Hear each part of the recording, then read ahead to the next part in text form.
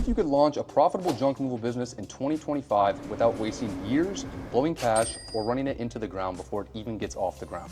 In this video, we're going to walk you through the exact steps we would take if we had to start our junk removal company over from scratch. Today, we've built this business to almost over $5 million a year across multiple cities. If I had to do this all over again, this is the exact blueprint I would follow. No fluff, no hype, just real world in the field experience. And yeah, I'm gonna tell you where most new operators go completely off track and how you can avoid that from day one. Let's get into it. Before we talk trucks and gear, we've got to cover a few core principles. These are mindset shifts, the rules of the road, the stuff I wish someone told me when I was starting. Principle number one, this is not a truck business. This is a sales and systems business. Most people think they're starting a hauling company, but the ones who win, they build a service company that knows how to market, quote, schedule, and lead. You can rent a truck, you can hire muscle, but if you don't have the system, you're stuck in that truck for life. And that's why we've built our franchise system around repeatable sales and operational systems, not just logos and trailer wraps. Principle number two, start lean. But don't start sloppy. Look, starting lean is smart. We did it, but a lot of guys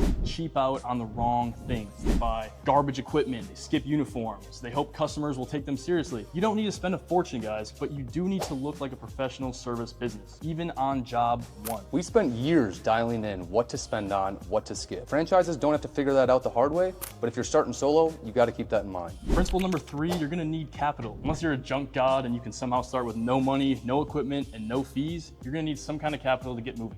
That's normal. But here's the key. Good debt can help you grow. Bad debt can bury your business. Good debt gets you a truck that works, a phone that rings, and a brand that people trust. Bad debt is maxing out a credit card on a dump trailer before you've even booked a single job. Be smart, be intentional, and have a plan. Inside our franchise model, we show new owners how to use capital the right way, not just spend it blindly. Principle number four, you can go solo, but it's 10 times harder alone. We actually started alone. No mentor, no playbook, just trial and error, but mostly error. But we figured it out. We also spent a lot of time and money learning the hard way. And if we had to start over again today, I'd still go all in. But we do it with guidance. Whether that's a mentor, a community, or even a proven system, don't try to reinvent the wheel. That's exactly why we are franchising now, to give people a way to skip the guesswork. Even if you don't join us, get guidance. All right, now let's get tactical. If I was starting today, here's exactly what we do. Step one, pick your market. Not just where you live, but where people value their time more than their money. Middle to upper income areas where people pay to get rid of things fast.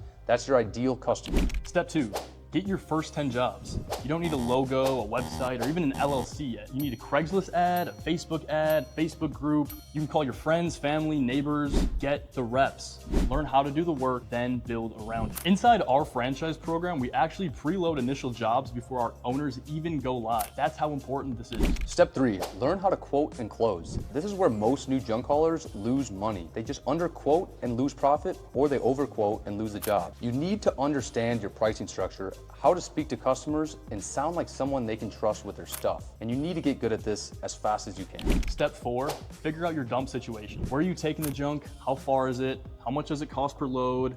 What do they take? How long does it take? Disposal is where the profits are made or lost. If you're wasting time in traffic or paying full retail at the landfill, you're leaving money on the table. In our system, we match disposal processes before launch. Step five, build your brand the right way. Start small, branded shirts, truck magnets, a clean looking crew, and then go into wraps, a CRM software, automated follow-ups, Google reviews.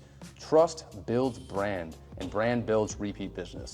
Step six, track your numbers weekly. Jobs completed, revenue, tips, customer reviews, cost per load. Track it every week manually. We use the same CEO dashboard across all of our markets, and I'll link that down below if you guys want to check that out for yourself. If you don't know your numbers, you can't fix what's broken. Bonus, here's what I would avoid in 2025. Taking out a $20,000 loan before you've booked a single job probably just isn't wise. Building a full website and logo before you've even tested your pricing. Copying your local competitors' pricing, and they might not even be profitable. Hiring friends who don't show up. Thinking you can just wing it and just figure it out later. Here's the truth. Starting a junk removal business in 2025 is still one of the best opportunities out there. You want to own real business, grow it fast, but only if you do it right. If you want to go solo, you've now got the steps. If you want to skip the trial and error and plug into a system that's already working, check the link in the description to learn more about our franchise. Either way, don't wait. Take action, start lean, and stay smart. If this helped, hit like, subscribe, drop a comment down below, and we will see you guys in the next one.